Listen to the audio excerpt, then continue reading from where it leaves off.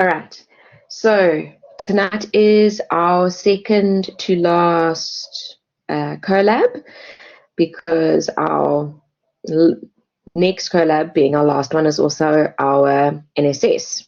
Because just in terms of timing and what have you, and when your POE is due, there's kind of no point in us having collabs once your POE has been submitted. So hopefully you would have noticed the change on the calendar as well as on the roster that is in the OneDrive and has been shared with you guys and all of that.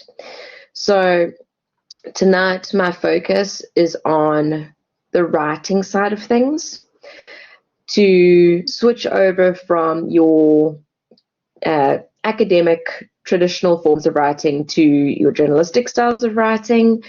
Like I said, it is method to my madness that I have the POE up first, just in terms of wanting to give you guys some focus, see where your writing is going to come in. We've already started talking about, story ideas and, getting you to think about what interests you, what have you. So I want you to know, first of all, how this is working in your POE, and then I'm going to focus on chatting to you guys and discussing certain types of journalistic writing, answering your questions, giving you guys a bit of guidance in terms of what to look out for, what to do and what not to do for journalistic writing. Okay, so what is nice with the POE is that you have options. So you will notice, if just zoom in your side, I've zoomed in my side so you can see what happens is that you have got 55% of your marks for your POE. So literally 55 marks, 55% is the bulk of the marks for your POE, is a piece of writing that you are going to be doing for me. And you are choosing between a couple of styles of writing and one style of writing. Okay, so just to put it into perspective, you can get to write a hard news story that would work for print, broadcast, or online. All right, so we're going to look at hard news writing tonight. Or you can do a feature story. And again, in both of them, you are able to choose the genre, you are able to choose the topic. What I'm going to be focusing on is the key differences between these two different types of writing. The foundation, everything lies pretty much in the foundation of the inverted pyramid approach. Features then lie with the diamond structure.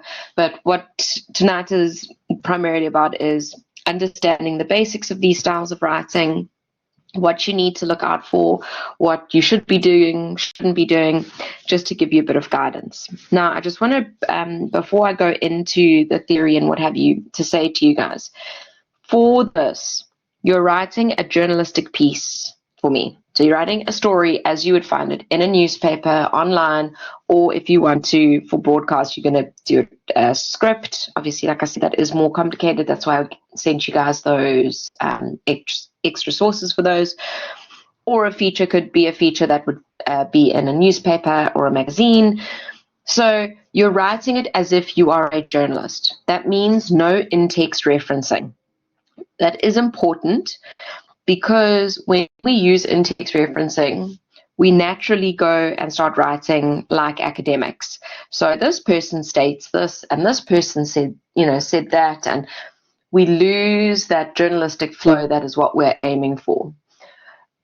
But at the same time, you're not going full English writing where you are world creating and, thinking of clever metaphors and ways to allude to certain things. This journalism is the in-between. It's truthful storytelling. Okay, so you've got to put the academics aside for this question, or for your written piece.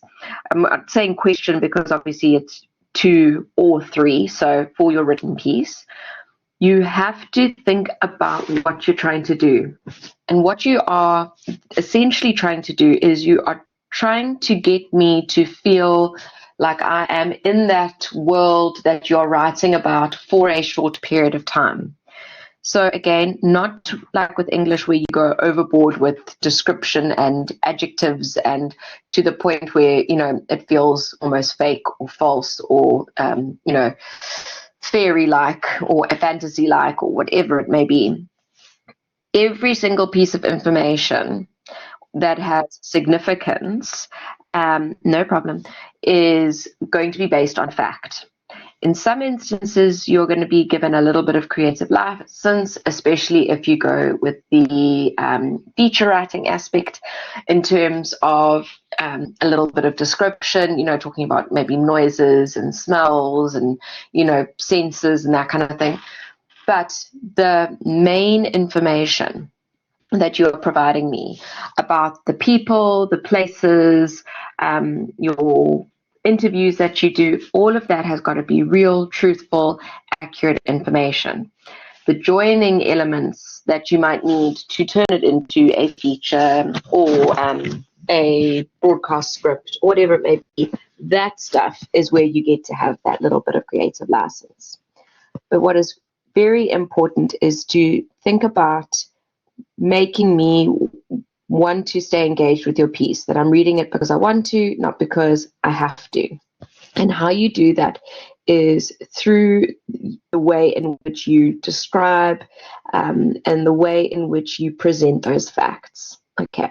Now, I did mention this in our previous collab to say that for your writing, what is critical is that the information that is from your interviews, from important people within the story, anyone of importance, medical, someone who is involved like within the actual event or whatever it may be, all of that has to be in your direct quotes. Okay.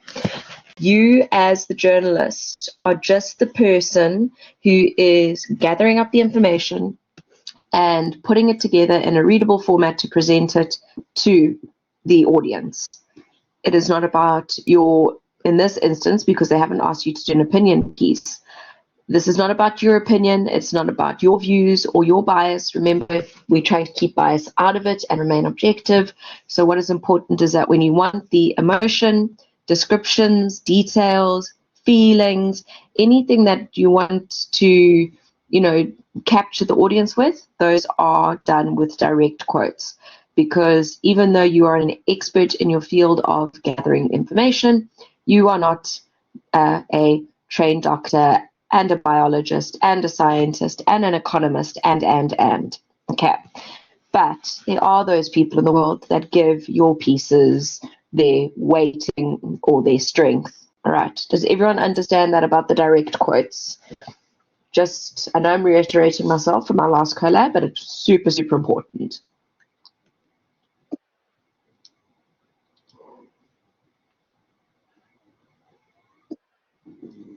All right. Okay, so we're going to start with our hard news writing. If you guys went and saw, there is that video that I've put up on in the OneDrive, which does break this all down for you, explain these different styles of writing and what have you, if you're battling to understand something and want that extra support.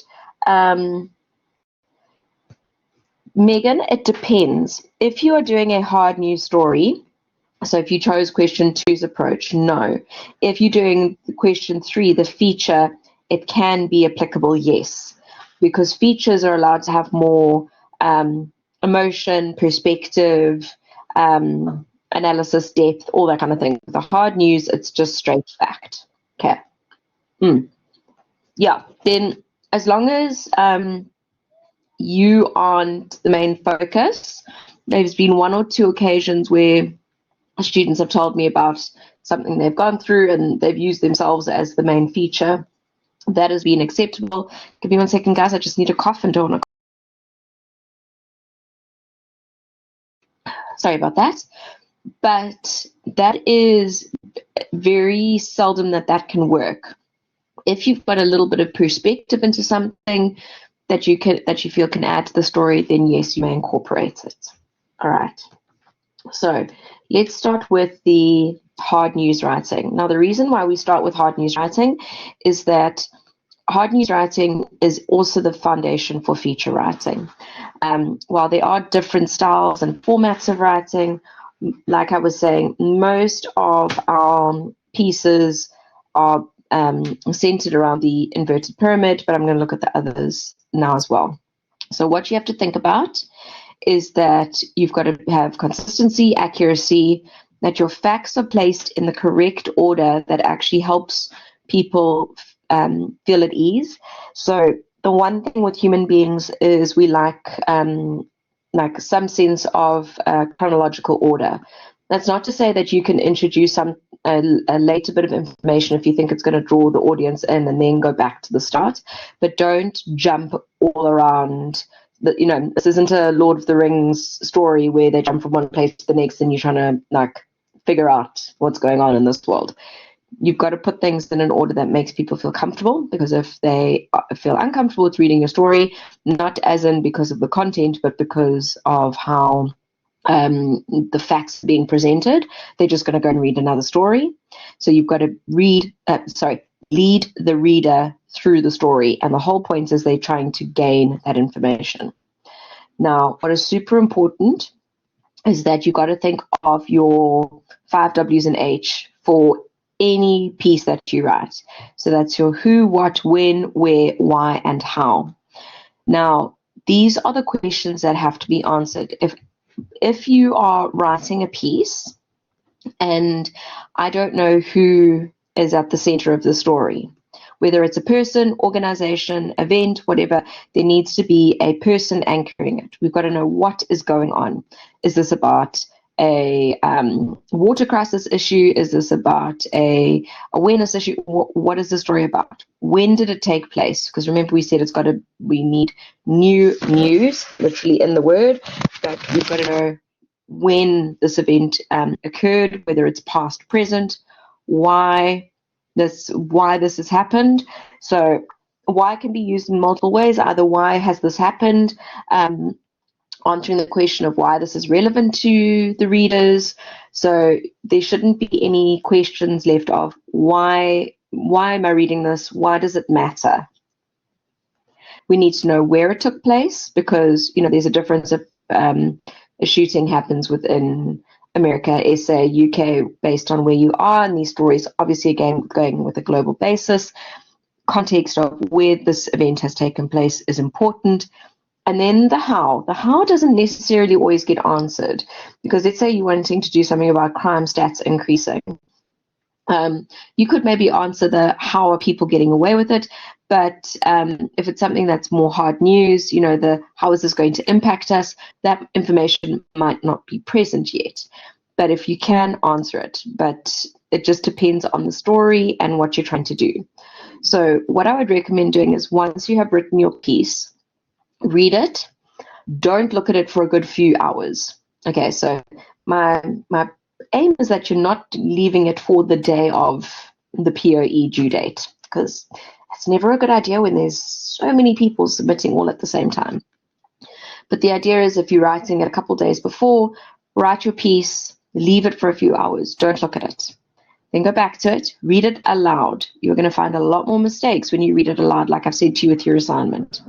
Read it aloud, and while you're doing it, jot down any questions that come to mind that you feel your piece hasn't answered, and fill it in. Make sure that those questions get answered, because if you yourself, who's written the piece, are asking those questions, your audience, me, will 100% be asking those same questions. And the whole point of any news story or any piece of journalistic writing is to not leave people asking more questions and having them answered. Then once you've done that and you've edited it, give it to someone around you, WhatsApp it to someone who you live with, whatever. Give it to someone externally, not me, someone else externally, and get them to read it, jot down any questions they have, then edit again. That way you're getting your own perspective first, because if you give it straight to someone else, there could be a lot of holes that you could naturally fill before then they see the piece. And what happens is, if there's so many holes, then other bits can fall through the cracks. So always do your own draft, but that leaving it alone for a good few hours really does give you good perspective when you're writing. Okay. So to bring in the what you all should be focusing on to start is what we call a hook, something to draw your reader in. Now, you guys have limited word counts within your pieces. So, because within journalism, stories can only be so long before people start to get bored. But the whole idea is that there should be something right from the beginning that makes me, again, want to read. So whether it's an interesting aspect of it, of your story that you bring in earlier, whether it's a quote from someone that you feel is quite emotional, whether it is a statistic that should make me go, okay, let's hear more about this, whatever it may be, you need a hook at the beginning that draws the readers in. Just remember, you also need to have a headline above your written piece. So between the headline and your first, I'd say 2 sentences, those are what draw people into your story and actually, make them go, cool, I want to read on, or this is losing me, I'm going to go find something from News 24 or Mail and Guardian or whatever. So think about that hook. But I'm not talking about a hook where you make up some big elaborate thing. It should be something within that story that, just gives it a little bit of interest, because if there isn't something to hook the reader and there isn't anything that is of interest, then why are you writing the story? Then you're wasting your time and you're wasting my time. But more importantly, you want to write something that's got some substance to it. Okay, so I'm going to give you, so if you have a look at the notes, there's just examples. These are very dramatic, but at the same time, they are a good way to, it's just as an example, especially for those that want to do the feature writing question. So it took 3,000 deaths to listen to us. How many more deaths will there have to be for them to take us seriously? All right.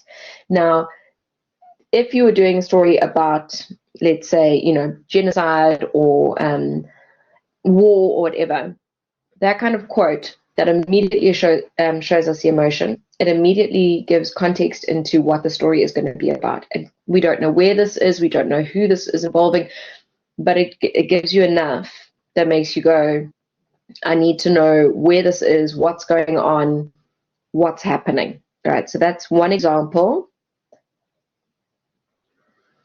Now, this also, again, they're going for the flair of the dramatic here, but also still relevant. So again, it's a direct quote from the person that's been interviewed.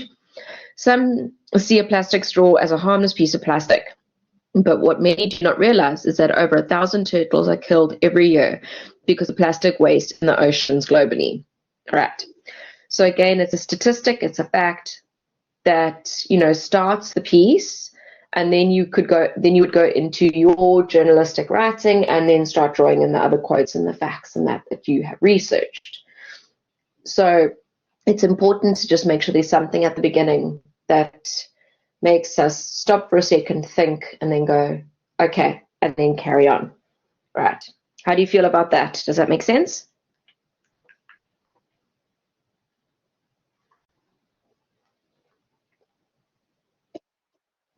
Okay. Guys, please, if I say something that you're not quite understanding, please just ask questions away. I'm going to talk through this just because it is a lot of content, but please just ask the questions as I say things that come up, and I will obviously answer. All right. So something you'll notice in the notes, it talks about a lead. Your lead is what in our academic terms we call your intro. So your lead is this would be the start of your lead. So you would have this impactful quote or this bit of information, which then would be expanded upon a little bit, and then you get into your story. I'm going to get to that in a minute, Avantika. Yeah, just give me a second to get through the writing part. Can you have a title and a subtitle? Yes, you can. So a headline and subheadline, you can 100% have those. Okay, so if you had like the subheadline, you would then under that you would have your lead. So go and have a look at the notes. There's different leads that you can do. There's summative, anecdotal. Please, guys, unless you can write a really strong little anecdote that can lend itself towards what you're writing, they are the most difficult of leads to do. So only do it if you think you're really good at writing little anecdotes, little stories. You can have a descriptive lead. You can have an immediate identification lead where the person is of relevance to the story, so you put their name right at the beginning, or you could delay it because the event is more important than the person. You need to think about your story and what will work for yours, because everyone is going to have different a different lead that suits their story. So you have to go and look at the different ones and see what works for you. But what most of you are going to be doing, especially if you go for the hard news approach, is that once you've decided your topic, you've done your interviews, you've gathered up all your information, it's about how you're going to present it. So the majority of our styles of writing are all based on the inverted pyramid. And what the inverted pyramid approach is, it's about having the most important information at the top, going down to the least important information at the bottom of the story. And the reason why it was always done this way was so sub-editors could know that they could, if they needed to shorten a story, they could lop off from the bottom up and the important facts wouldn't be lost. So your hard news stories follow this inverted pyramid approach. So when you are writing in this way, the majority of your who, what, when, where, why, and how will be right near the start of the story. Now, to a lot of people, this sounds wrong because, especially in academics, we want the strength all the way through. But this is the approach that you do. So you give the most important facts near the top. So also, not only so the sub-editors could lop off from the bottom, but also so if people only had a short time period to read, they knew they could read maybe the first 2-3 paragraphs of a news story, get the gist of it, and could move on to the next piece. And then it's only those that choose to read on that get rewarded with more information, which would be deemed less important in the grand scheme of things, but are still relevant to the story. Yeah, Anita, you are aiming for that 10 to 15 minute read. That would be for your feature, your hard news stories would be a 5 to 10 minute read. So it's important to just remember, if you do it, while, a lot of people will possibly go for the hard news piece thinking, oh, it's easier because it's shorter than the feature. It's actually can be trickier because you've got to get, same amount of depth and value and information into less words and also write it in a much more structured format. So again, where I say you guys have to choose a story that a genre and a topic that suits you, you've also got to choose a writing style that works for you. So building on the inverted pyramid is what we call the hourglass. So this is where the top is your inverted pyramid, so all the stuff you see at the top, and then we have the second part, which we consider the story change, where there is this bridge. It's where we have this turn in the information, and this is then where we go to the third part where a story is told, where you'll see, so that's why it goes from narrow to wide, because you actually then start to expand on the story, give a bit more chronology to the story, give more detail. And it's like that, how you picture hourglass is that the person can read the inverted pyramid, get to that narrowing, and then what happens is that those that have the time to read on can get added value with reading the rest of the story, or if they don't have the time, they've got the whole gist of the story, they know what's going on, and they are then able to move on and go and read another story. So the hourglass works nicely if there is more information. Now this would also be more feature-like. again, with your hard news pieces, because of length, we use that inverted pyramid approach. The other one that you can use for question 3 for the news feature, which is really good, is the diamond. This is particularly good, especially if you're focusing on a person, an event, an organization where there is a central person or concept or a voice to an issue. And how the diamond approach works is that you have your central character and you give them that voice from the beginning. So we're hearing from the voice of the person that is giving the humanity to your piece. And you will start early on with your direct quotes. You let them be the center of the story, and that's at the start of the diamond. Then the middle of your story is where you go into the detail, the explanation, the bigger picture, the bigger story, where you actually helping people to see the context, that kind of thing. And then the story gets brought back to that central person or organization or whatever it may be at the end. So bring it back so that we understand this is the organization, the person that we're focusing on. This is how they fit into the bigger picture around this social issue or whatever it may be. But don't forget, we are focusing on this person and their story and the human interest there. So if you're wanting to do the feature story, this is a very good approach to take, especially with you guys doing those interviews. It means you can really draw on those interviews really nicely and incorporate them in a lot more detail. Okay. Last one, before I'm going to let you ask questions on these structures. The last one is the champagne glass. Now, what this is, again, funnily enough, the inverted pyramid. Then what happens is, so we go with our introduction, most important facts, and then we go to a transitional sentence or paragraph, depending on what you're writing. We then go into a straight chronological breakdown of information. So like this works really well if it's something to do with like a court case or a story that has been occurring for a long period of time. You break down the information as it's happened through the months, the weeks, the years, whatever it may be. But then how the champagne glass is different from what you would think of with the hourglass is that that ending has a kicker. So you've got almost like a reward for the good deed of the reader reading through that whole piece of yours. You give them like a really cool or interesting or different or surprise bit of information at the end of the story, which works well because it's almost like people will read through it and then, they get to that kicker where they're like, oh, wow, I'm so glad I read this to the end that I didn't bail halfway through. So again, this one does work nicely for your hard news pieces. So how I would personally do it, if I was going to do question 2, where you're looking at your hard news, I will explain how this works with the broadcast stuff in a minute. If you're going to go with the hard news type questions, that's for online, print, or broadcast, because broadcast, what you do is you do lots of mini stories using the inverted pyramid approach.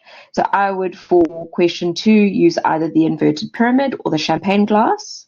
And if you're wanting to do the feature, I would go with the hourglass or the diamond structure. So 2-2 gives you different approaches. If you're doing a newspaper feature, you would be using the hourglass, but if you're wanting to do more like a magazine feature type piece, then you would be going for diamond. Okay. Questions on the structures before I talk about the differences between the hard news and the features? Do those make sense to you guys? Is there anything you want clarity on?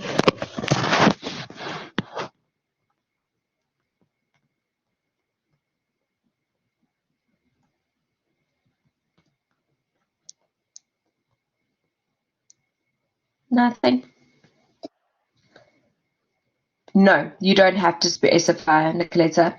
I technically should be able to see, but it's not a requirement.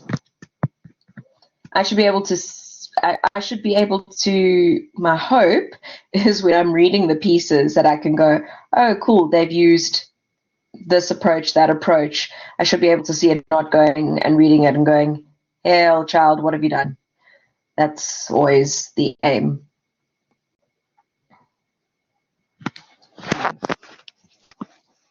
Now, the other thing I want to speak to you guys about, because you obviously are doing other hard news, please re-ask the question. Ranked the headphone out. Nicoletta was asking if you have to specify which of the writing approaches that you use for your pieces, and I said you didn't have to. Okay. All right, so that's the on Kitten's the best. All right, so now to explain something with hard news versus your features. Can we get creative with the format? Do you mean like the actual like layout of it, Nicholas, like on the page? Yeah, listen, in all honesty, you're not going to get marks for it. If you think it adds to your piece and you think it actually is worthwhile doing, then go for it. I've got, over the years, I've had many students that have chosen to lay it out so it looks like a newspaper article, because they said to them it just helped them with the writing. So they didn't think that they were writing an academic piece, because that is always the trick, is that you guys get so used to writing academics that they felt they needed something to make their brains have that switch over. So you're more than welcome to do that. Okay. Now what's crucial, guys, is that if you choose to do question 2, where you're doing the hard news aspect, you are only going for straight facts. You are not going for the emotion. You are not going for the overly descriptive information. It's simple information gathering, presented in a very well written manner. It is not about, it is about the emotion, but it's not about the creative storytelling that a feature would be more focused on. What this means is that you need to actually think about the facts that you're presenting. You are just trying to be as unbiased, objective, and non-emotional from the journalist's perspective as possible. So yes, if you're talking about crime or death or service delivery and all that, you're going to feel emotions. There are going to be emotions that are being felt by those involved with it. Let them obviously speak to those emotions, but it's not about the adjectives and the descriptive words and what have you. Because with a newspaper feature, with a hard news piece, there just isn't the space for it. You've got a shorter word count. You are just trying to be basically the first one to get the information out there, distribute it globally, in our instance, even with, well, I guess print would be locally, online, globally. But the whole idea is that it's about getting out that information just as quickly as possible and as straightforward as possible. Your features, on the other hand, are more creative, are more emotional. They are your pieces that are focusing on the human interest aspect, where there is depth and where it's of value for people to know more about a story than just the straight facts.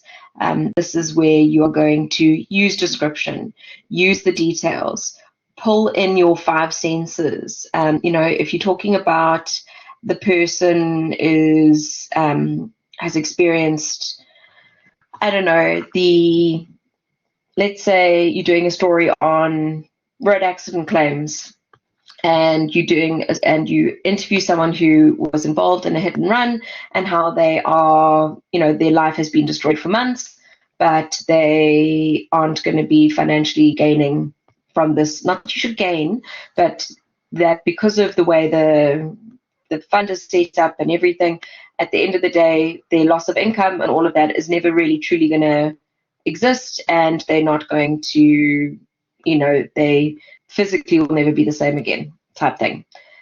If they want to talk, if they tell you about the beeping sounds in the hospital or the smell of the antiseptic, or they want to talk about the physical pain of, taking that first step or whatever it may be, those are the details you want in a feature, because features are longer, they are more in depth, and people that read features deliberately set that time aside, not only to read the story to, just gain the basic information, they are choosing to read the story because they want to know more.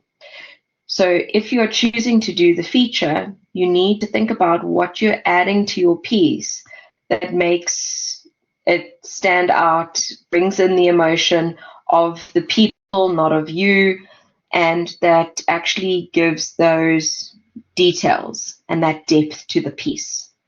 So that's why I say you need to think about what suits your style of writing. If you're more academic and just want to write a piece that is more objective, just fact-based with no further information, then go for the hard news piece. If you want to, spend a bit of time delving into the world of feature writing, where you have a bit more description and depth, and you want to tell a deeper story, then go for the feature. But it doesn't mean one is more important than the other. It's about the strength of your writing. Okay. Does that make sense in terms of your general writing for hard news and for feature writing?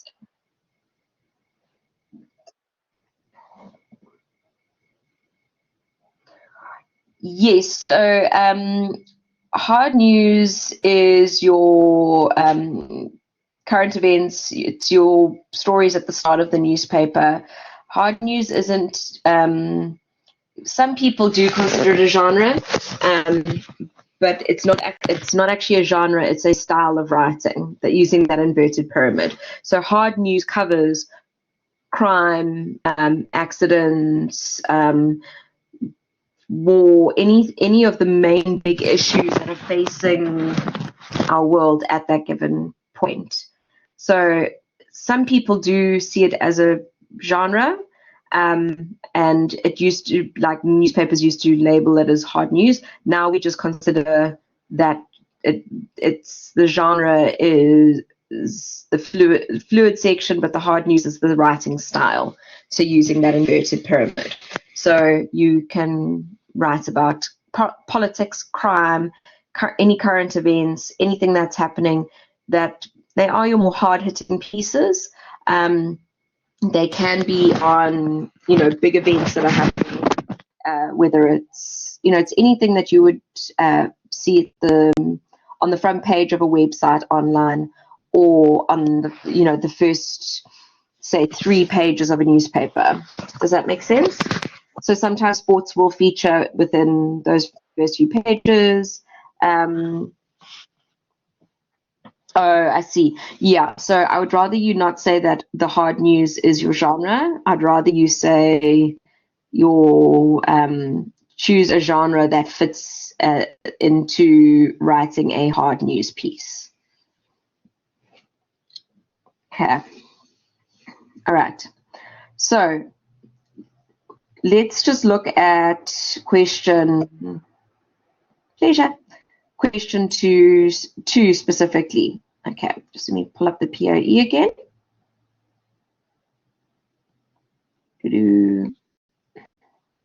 So it's just loading.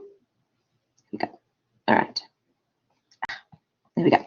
All right, so as you see here, it says, so just looking at the question, says, now that you've completed all your basic research, which is question 1, you're ready to begin on your writing journey and be an active journalist.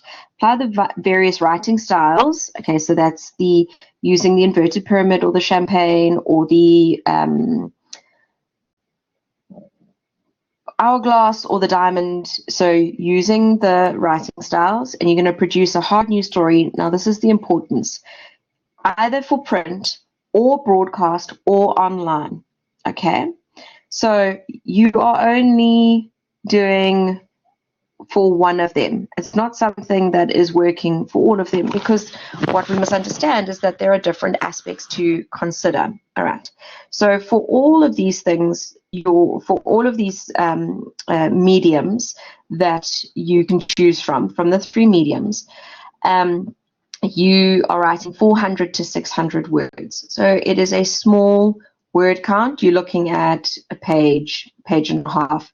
Guys, the one thing I will say, please, a gazillion million times over, please do the 1.5 line spacing. Who may soul?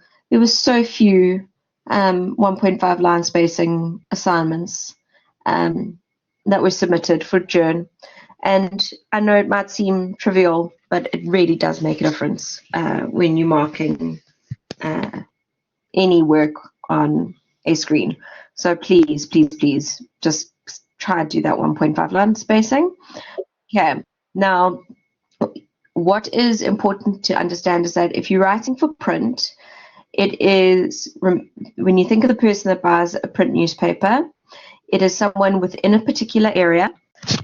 They are writing, so let's say if you live in KZN, so I'm just going to use KZN as an example. I'm living in KZN, I will buy a KZN newspaper. It's written for a KZN audience. It is, there is a certain understanding, a certain context that people will know. And, there is a baseline knowledge and what have you as a writing for that audience. Because when it's print, it's going to a select group of people, those who choose to buy that publication in that particular area. So you write with the understanding that they have knowledge of where you are coming from. That's not to say you can't write international news, not in the slightest, but just remember you're writing it not for the world, you're writing it for that particular audience.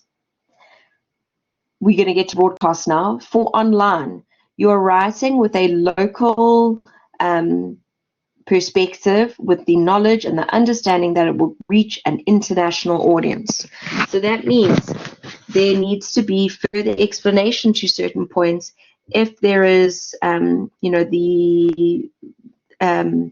if a concept is, say, if you're writing about a South African story and there's something very South African in it, but you're choosing to write for online, you need to be clear about that. You need to make sure that a little bit of extra information is provided, so if someone is overseas reading this piece, they can understand it just as well as someone who lives within the country.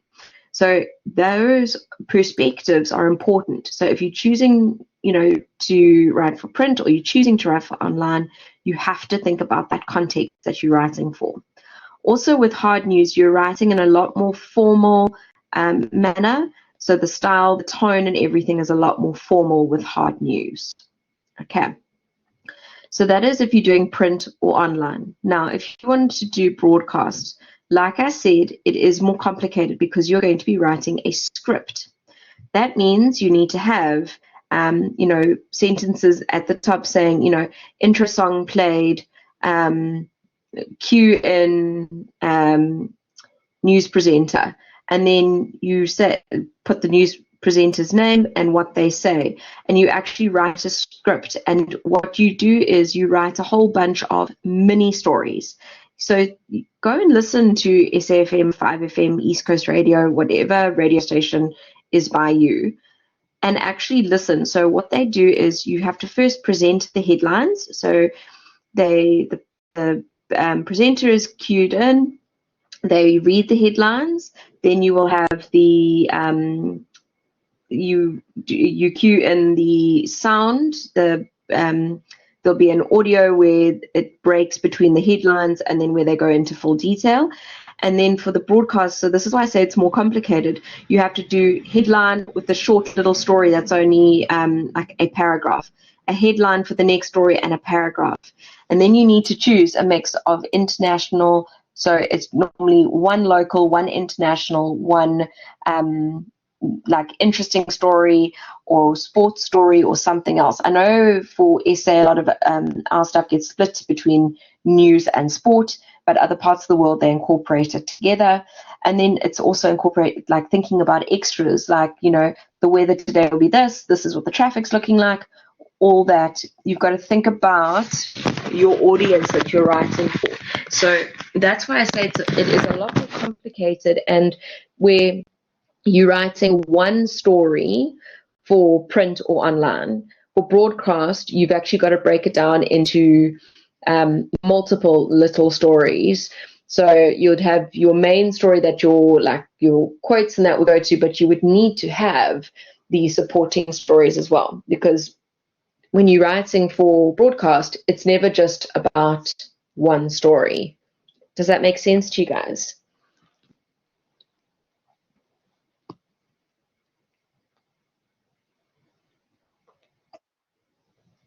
And guys, please also, it's Groves End Media. Groves. I had many different versions of this. It's Groves End Media.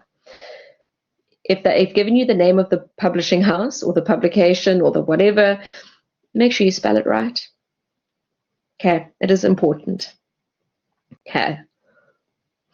So now what I would also do, if you choose to do question 2, is please just state at the top there, print, broadcast, or online, so that I have that context to see if you are doing what you're saying you're doing. Okay.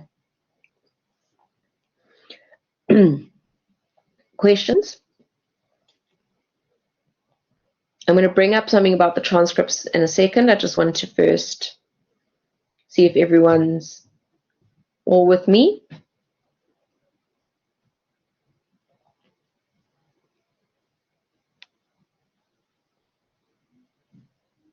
All right, so now I said to you guys for question 1, you will, I said put your transcripts into question 1 in our last collab.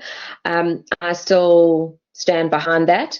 I would put your transcripts into question 1, and then I would either then, it says conduct interviews to obtain quotes, which they've asked you to do in question 1, provide transcripts as attachments. I would put it in question 1. I would also then put it as, you can put it as an annex at the end of your POE, or you can just state, please see transcripts in question 1 above, because I do mention the transcripts needing to be present in question 1.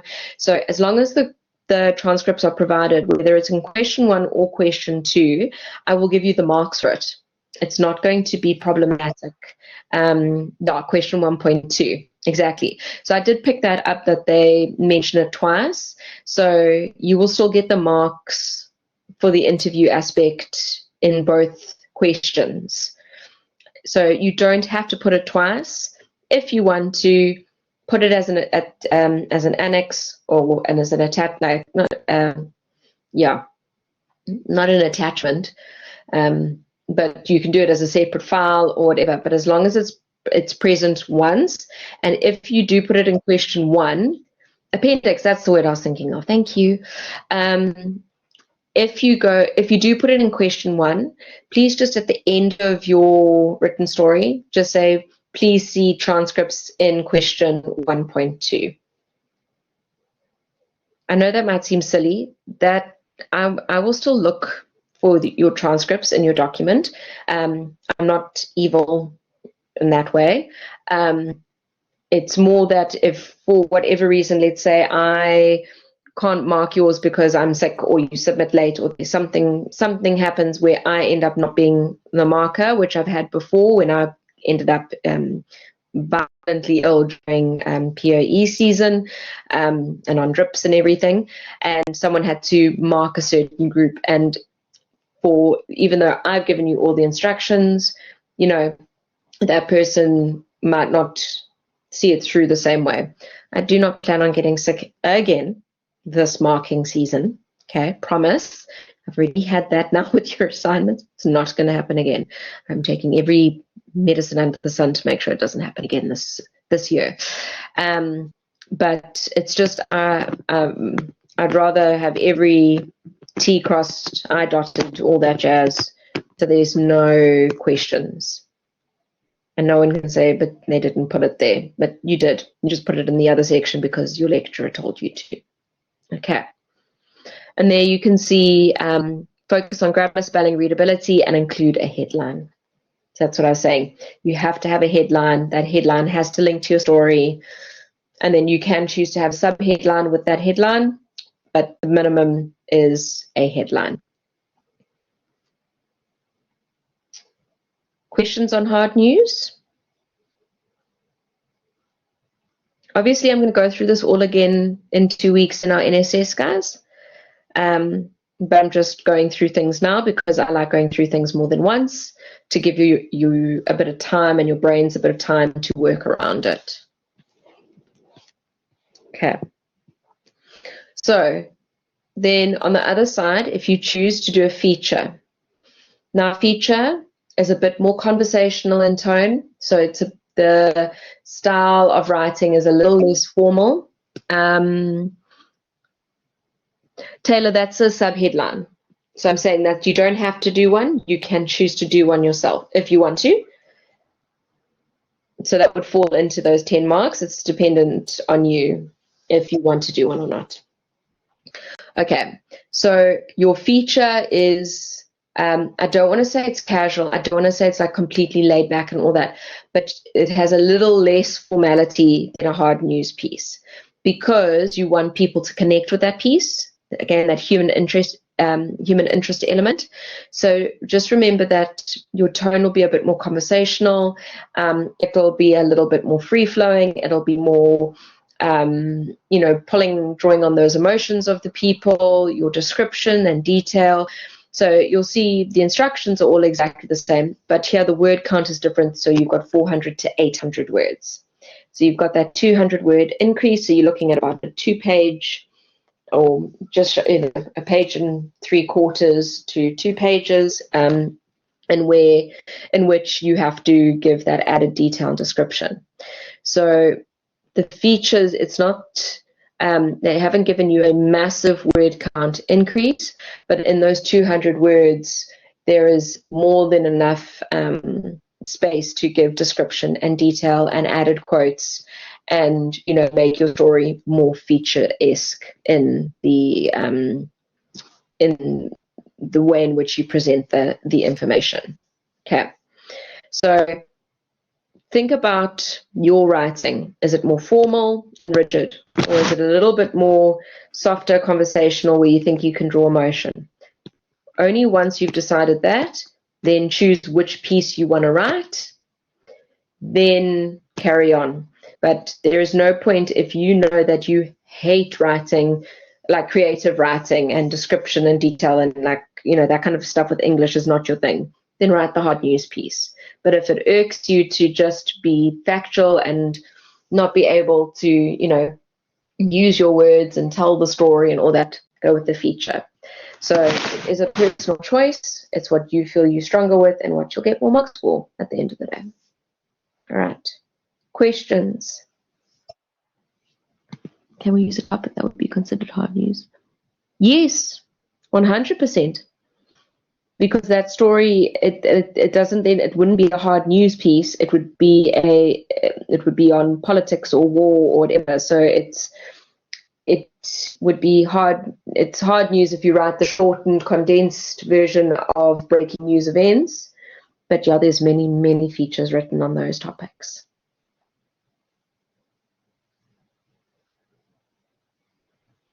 What else, guys?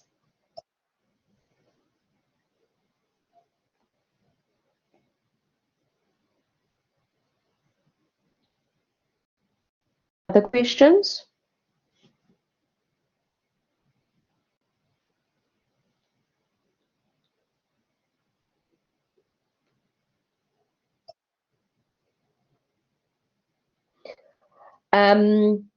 So Avantika, if you go and look in the resources that I put up on VC Learn on Monday, I want to say, there is an example of a transcript in there.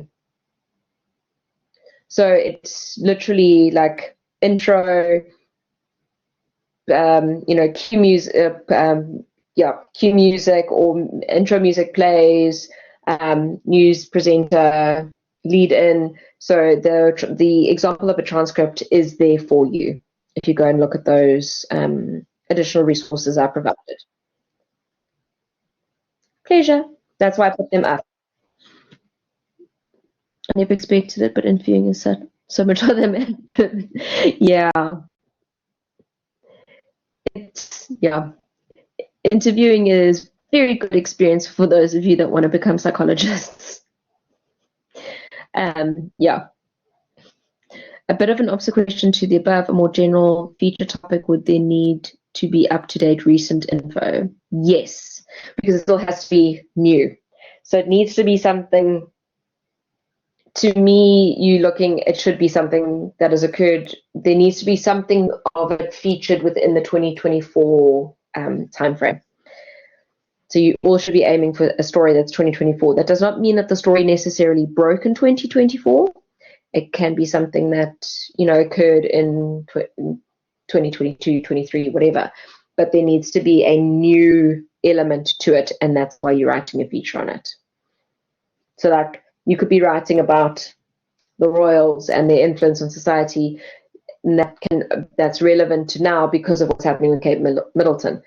But if you'd maybe written that in December, it wouldn't have really mattered because there wasn't much happening with them. Yeah, happens all the time, so I get the needs to research recent words. Yeah, perfect. So it's just all about, making sure it's recent enough that there's relevance to the piece, even though this is just an academic exercise. And remember, you can pull in direct quotes from other sources as if they are your own. Remember, you are using a little bit of creative license here that you can use those direct quotes. If they get picked up by Safe Assign, that is absolutely fine, as long as you've said minister of whoever, because that source is still going to be in your reference list. It's not going to be completely unreferenced. I should then still be able to go and find that quote in your from your reference list. So the direct quotes don't only have to be the people you interviewed, but can also be sources that are going to add validity to your pieces. Any other questions, guys?